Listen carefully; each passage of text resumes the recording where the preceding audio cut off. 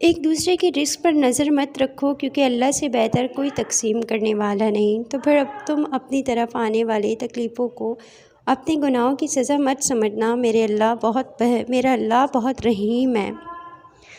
غم کا ملنا بدقسمتی نہیں اور خوشی کا ملنا خوش قسمتی نہیں۔ اللہ دیکھ کر بھی آزماتا ہے اور لے کر بھی آزماتا ہے۔ ہر حال میں اللہ کا شکر ادا کرو۔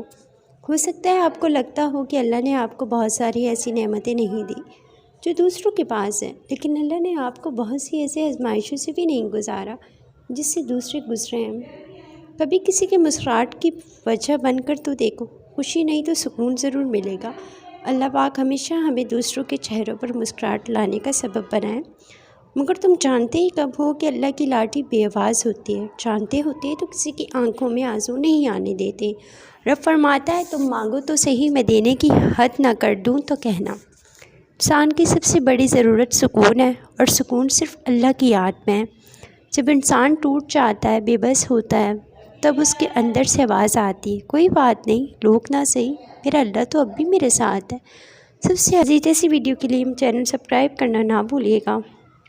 ساتھ ساتھ ہماری ویڈیو پسند آئے اس کے آگے ضرور شیئر کریں، کمنٹ کریں۔ اللہ پاک آپ کو اس کا اجر دے گا۔ اللہ حافظ۔